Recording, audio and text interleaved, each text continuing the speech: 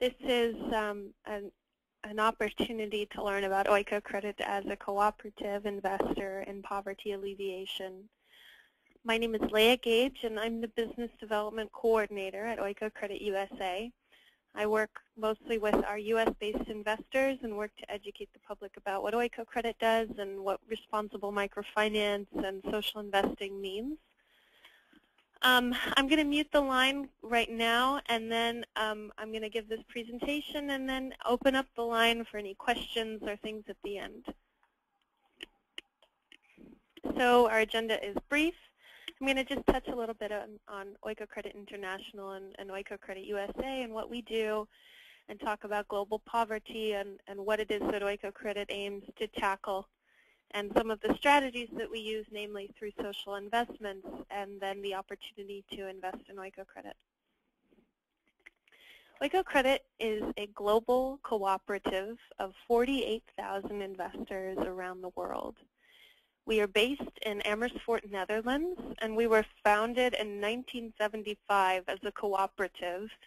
And our founding was really based in the need that was seen by, at the time, denominational churches, members of the World Council of Churches, who wished to divest their investment funds from mutual funds that were invested in Dow Chemical, that were invested in IBM, things that they felt were misaligned with their values, given Dow Chemical's manufacturing of napalm that was used during the Vietnam War, and IBM's manufacturing of ID cards that were used by government officials under apartheid in South Africa, and other things that were just not quite aligned with the values of the members of the World Council of Churches. As such, they created Oikocredit, and today we're no longer associated with the World Council of Churches. We are a secular organization, but we still hold ties to the World Council of Churches. We are a member of the cooperative, and many denominations are as well. And today we've grown to, as I said, 48,000 investors, most of whom are individuals, many of whom are institutions, a lot of churches, clubs, organizations, some hospitals, etc. And our membership is made up of about 600 members from all over the world, and they come together yearly to our annual general meeting, where they can vote on dividends that are paid out to members and to investors, in addition to proposing resolutions and discussing strategy of Oikocredit International. And this is a photo that was taken during the meeting in Tanzania a couple of years ago. Our annual general meeting is held each year in different countries around the world. So Oikocredit International is our mission, and our goal as an organization is first and foremost to alleviate poverty in a way that empowers the poor economically, especially the rural poor and the poorest of the poor that we can reach. In the world, there are about 1.4 billion people living on less than $1 a day. This is a staggering amount of people, and about 70% of those poor are women. And so working to reach women is an absolutely essential part of working to alleviate poverty. So Oikocredit has now about 83% of the end borrowers that we reach are women. This is a woman named Julienne, and she works with a microfinance institution in Togo. That's a country in West Africa that is very small but very, very poor. And Wedges is an organization based in Lomé, which is the capital city, and generally reaches women. I think about 95% of their clients are women. They offer loans and microcredit, but they also offer savings mechanisms. They offer business development training. And it's generally an empowerment initiative that is meant to reach women in West Africa who don't always have access to economic empowerment opportunities. This is very important, especially in West Africa, where women have not always been considered economically viable. In addition to women, about 70% of the world's poor are located in rural areas. And rural areas are particularly difficult to reach, especially for providing financial services. When you're reaching a rural area, you're generally dealing with a lack of infrastructure, lack of roads, lack of ease of access. And so when Oikocredit attempts to reach the poor, it is extremely important that we reach rural areas. So this is a picture of a cooperative I visited in Bulgaria called Doveria, and they work entirely with the rural poor, mostly Roma population in rural Bulgaria, and mostly cooperatives as well. And in general, when you're dealing with rural populations, the primary form of income generation is going to be agriculture. So this is a cooperative that provides financial services to families who are farmers. As a cooperative, Oikocredit also supports cooperative organizations. We prefer to support organizations that have a cooperative membership structure and governance structure that really empowers the poor and empowers the members and ultimate recipients of the benefits of these organizations. So this is a cooperative that Oikocredit has invested in since the early 2000s. This is Kokoviko Market in Ivory Coast. And you can see that in this case, we didn't invest in providing financial services so much as we invested in providing infrastructure for the cooperative itself. So before, you can see this photo of the women of the market. These are all women who are members of the market itself. And through their membership, they are able to hold a stall and sell their wares. And this was an outdoor market where their wares were placed on the ground and where they weren't protected from the sun and the rain and the elements. And over time, we were able to purchase some land, and this land is now owned by the women of the cooperative, and now they have this beautiful structure under which they can sell their wares. And it's become a very popular place in Abidjan, which is the economic capital of Côte d'Ivoire, for them to have this market. Finally, Oikocredit has recently been trying to invest more in even small enterprises. So not just organizations and institutions that are themselves nonprofits or financial institutions, but even small businesses that have a social bent. So this is Barefoot Power, which is based in Australia and provides alternative energy solutions through solar power to very poor rural communities in East Africa, namely Tanzania, Kenya, and Uganda. So these are lamps that they have produced very cheaply and that are able to be sold and distributed very cheaply in these countries. And these provide a safe lighting solution. It's not fire. It's not something that can provide a hazard, but it allows for people who work, who go to school, to have light in their homes after dark, which is a novel idea in a place that has no infrastructure, no electricity, no running water, etc. So these are just some examples I wanted to open up with that Oikocredit supports through our investments. So as I said, Oikocredit International was founded in 1975. 100% of the funds that we invest in these projects that you've just seen is financed through investments from our 48,000 investors around the world. These are individuals, for the most part, investing on average about $1,000. We have a 37-now-year track record in development finance, and our assets are nearly $1 billion. Over the years, since the 80s, we've offered a 2% sustained flat financial return to our investors. One of the unique things about Oikocredit International is that we hire local staff in the countries and regions where we work, where we make investments, to be the front line with the partners that we fund. So we're not going into places as Westerners and making decisions and making relationships. We're empowering local people to do these jobs because they have a far better understanding of the local environment.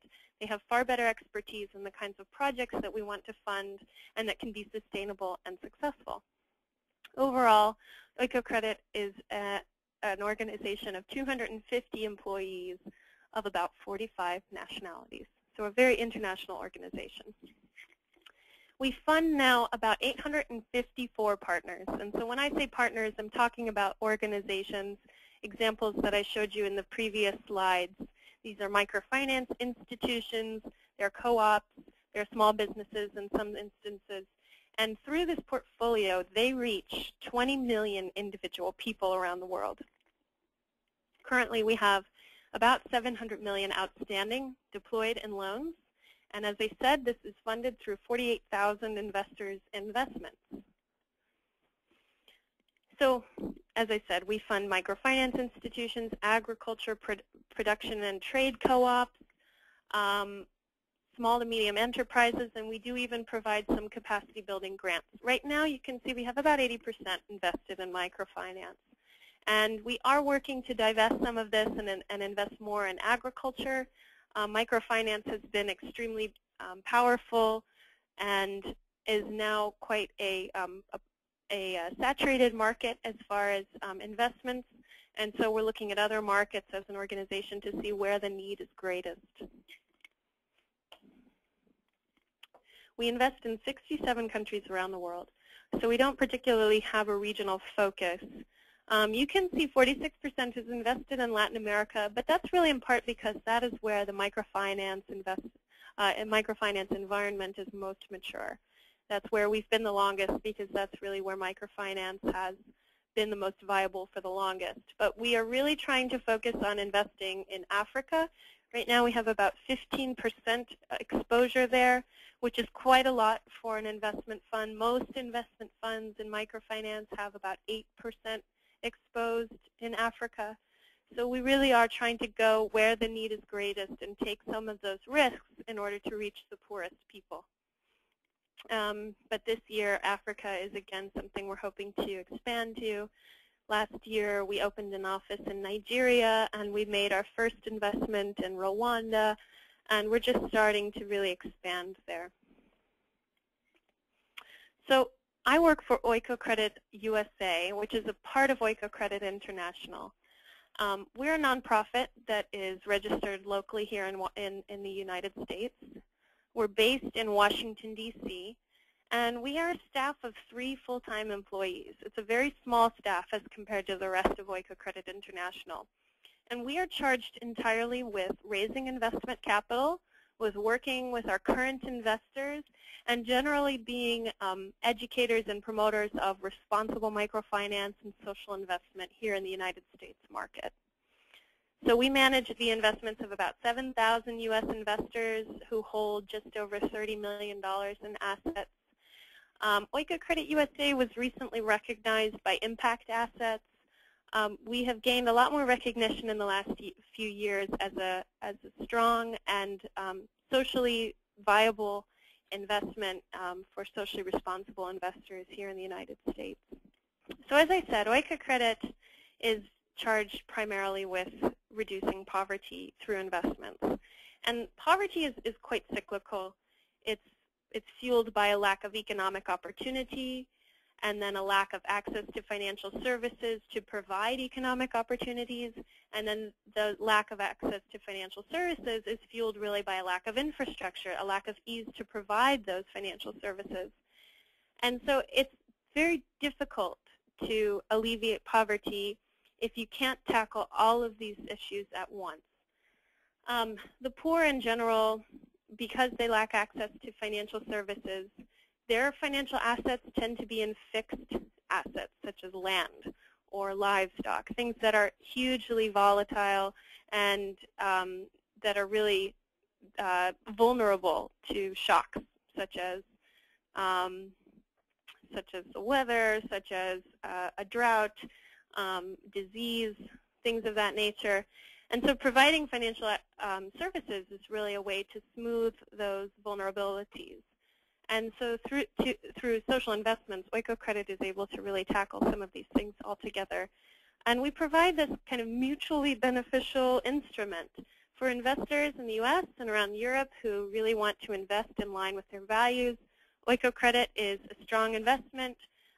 We do our due diligence very carefully, and we have a whole team of financial people who are watching these investments and making sure that we are protecting our investors' investments. At the same time, we're doing this by investing in very low-income communities and providing financial access to those who really need it and who don't have it already.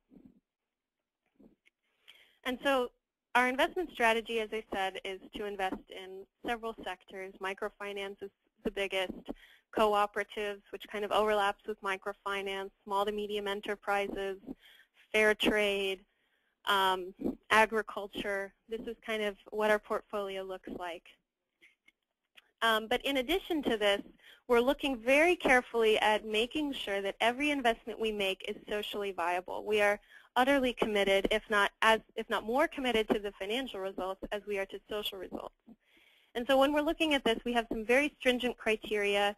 We want to make sure that the microfinance institution or cooperative or fair trade organization that we're investing in really distributes their benefits widely, that they're reaching the greatest number of people that they possibly can, so that we know that our investment is going the farthest it possibly can. We also want to make sure that an organization really is working to benefit the poor. And that may seem obvious, but it's very easy for an organization to become comfortable with their clientele, their existing clientele, who maybe have reached a certain level of comfort and ease with the financial services. And so they're not necessarily the poorest people that can be reached. They may not have as great a need as those located in rural areas that are more difficult to reach. So Oikocredit's always looking for that organization that's going the extra mile, that's investing in taking those risks and going as far as they can to reach those in need and those who are the poorest. As I said, reaching women is extremely important to eliminating poverty. And so we tend to focus on organizations whose clientele is mostly women. However, we're also making sure that the women of the organization are in positions of leadership, that loan officers are women, that women are represented at all levels of the organization. And more recently, we've really worked to address ecological and environmental protection. We have an internal scorecard that we developed that's called the ESG scorecard, or Environmental, Social, and Governance. And this scorecard really, we implement it right before we work with an organization. Before we make a loan to an organization, we use this scorecard to see where they fall in as far as environmental impact, social impact, and their governance structure. And if an organization doesn't meet certain requirements, then we won't fund them. So even if they're strong financially, they have great technical skills, they have a long financial track record that we know would be a strong investment, but they don't meet our social requirements, Oikocredit won't invest in them. So risk management is extremely important, and risk actually falls into two categories. There's social risk and there's financial risk. And since we're dealing with two types of returns, we really need to mitigate both risks. So the social risks, as I mentioned, are mission drift, drifting away from the mission of reaching the poor to simply sustaining as an organization. There's also the risk of not being transparent in the pricing. And when I say pricing, I mean the interest rate charged to clients, or the fee structure that they're required to pay in order to access financial services. Consumer protection simply means, as it does here in the U.S., it means making sure that clients are well informed of what they're getting into, that there is a mechanism for them to complain, that there are potential mechanisms for them to restructure, that they're not going to get trapped. And so for all of these risks, we implement several things. I mentioned earlier the ESG scorecard. We also do periodic social audits and ratings that are externally developed, that are used industry-wide for microfinance institutions. And we implement these periodically for an organization, and we rate them and score them based on those ratings. We also have capacity building grants that Oikocredit provides, and these are for organizations that we feel have the potential to make a strong impact, but may not have the right infrastructure in place. They might not have the technical ability to really reach the poorest of the poor. And so we use these capacity building grants to help them build products that really will reach people that need it, or to implement social strategies, to really implementing social performance into their performance mechanisms. We also, as I said, have local staff on the ground. And these are people that are watching the organizations regularly. They're in the communities where these organizations are located, and they can be a first line of contact with them, and they can be a resource to them as well. Oikocredit tends to be a resource in the places where we work, and we have social performance experts in every single country and regional office where we operate. And these are people who are dedicated to that social performance piece of the return on the investment. As far as financial risks, there are several. There are country and regional risks. Whenever there's a volatility, civil unrest, war, when there are weather tragedies, things of this nature, there's always going to be risks to our portfolio there. We also have certain exposure to partners. There could be, if we were too exposed to a particular organization that was in trouble, that could be a risk. There's also the risk of investing in soft currency, meaning local currency, in a place that could be particularly volatile compared to the dollar or the euro. And so we have several mitigation strategies in place. For one, we're extremely diverse. There's no market in which we are so exposed that if that market failed, we would fail too. We invest in 67 countries and 854 organizations. We are heavily diversified in order to mitigate that risk. We also, though, place country and partner limits. In a place like Côte d'Ivoire or Ivory Coast, where there was a lot of civil unrest last year, we started looking at placing limits on how much we would invest there, because we didn't want to become too exposed if things really fell apart. We were lucky, and the organization that we invest in there, Coco Vico, has done quite well, and we're still an investor in that organization and plan to be for the long haul. We have also a currency hedging fund. This is a grant, and we have several of these grants that are given to us by different organizations. USAID has hedged against currency. We have the Church of Sweden has provided us a grant. And what this does for us is allow us to invest in local currencies. So we can go into Togo and we can invest in the Togolese franc there, so that when they need to repay their loan, they're not repaying in dollars. Because if we invested in dollars, right, then they would have this currency risk. If the dollar became a lot more valuable as compared to their currency, it would be more expensive for them to repay that loan. And what's more is that there's a greater than risk for default. So if we invest in local currency, then they're able to repay in their own currency, and it's much easier. And from our perspective, we have a hedging fund that can replace those funds if we do lose based on less lending in local currencies. There are several other risk mitigation strategies, both social and financial, and I'm more than happy to discuss this in greater detail if there are any questions after the presentation. So what's the role of investors? I talked earlier about kind of the cycle, the cyclical nature of poverty, and how difficult that is to mitigate. Donations really are not useful in alleviating such a cycle. Donations are really best used for emergency relief, health care, in the face of war and civil unrest. But in order to achieve economic growth and economic empowerment, there really needs to be long-term, patient capital invested. And that is why we as an organization do not really accept donations as much as we accept investments.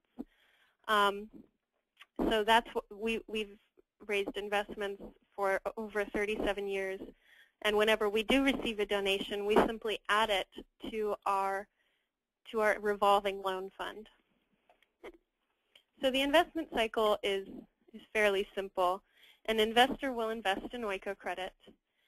And as I say, there are 48,000 investors now and $701 million that are then deployed to the field. These investments go into several different loans to different organizations all over the world, and then those funds are then passed on to individuals, to cooperatives, through financial services, through training, through many of the different things that Oikocredit's loans provide. Over time, as these individuals repay their loans and do other things that create income for themselves and for the organization, then that loan is repaid to Oikocredit and the investor is repaid. In 37 years, we have never defaulted on a loan to an investor, and we have always paid all interest due to an investor. So here in the U.S., we offer the Global Community Note as the investment available to U.S. investors. This is a note that has a prospectus that's updated every year. It's available in two forms. It's available online through the online broker-dealer Microplace. There's a minimum investment there of $20, and this term ranges from 1 to 5 years, and the interest rate is up to 2%. We also have a direct paper note that is invested directly in Oikocredit USA, and the minimum investment is $250, and we offer terms of 1, 3, or 5 years. The interest rate is flat. It's a 2% interest rate that's accrued on a 365-day basis and paid annually on the anniversary of the note. So if you invest on Microplace, it's microplace.org/Oikocredit, and there are different investment options on Microplace. But regardless of how you invest, the prospectus is applicable in both cases, and we encourage every investor to read the prospectus and to look it over. We also have an application form, and the application form is fairly simple. This first piece here, and a person can choose to invest one lump sum for one term at one interest rate. And you'll note that the term and the interest rate are independent of one another. However, some investors wish to have their funds come due in a staggered way at 1 year, at 3 years, and then at 5 years, different chunks of their investment. And so with one check, they can break that investment up into 3 different terms with interest rates. We also offer, there's a section called the Growth Plan Beneficiary, and this is really for investors to make investments on behalf of a minor child. So this is really only for investors who are investing for the benefit of somebody who's 18 or younger, or rather younger than 18. And we have lots of investors who do this, especially around the holidays, as gifts, and it's a long-term investment that can roll over every single year and earn interest every single year.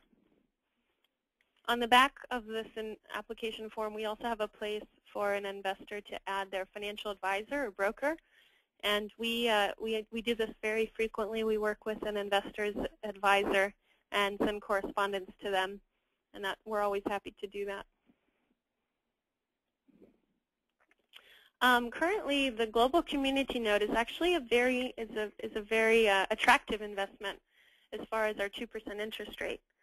This is just a quick search right now on bankrate.com looking at 5-year CDs. The average interest rate is about 1%. And so a 2% interest rate on a 1-year Global Community Note is fairly attractive and fairly competitive right now in this market. So that's the end of my presentation. I'm happy to answer any questions and talk a little bit more about certain things. If there are any questions about the presentation or about Oikocredit, my contact information is right here. And so if there are any pressing questions or further things that are not have not been really discussed or expanded upon during this presentation, I'd be more than happy to talk to people by phone or respond by email. As I say, we're a small office, and so generally if you call the office, I'm the person that you will reach. Our website has just been updated, and there's a lot of really good information on there about what we do and how we do it. So I encourage everybody to check out our website. Thank you very much for joining me, and I hope you all have a great rest of your day.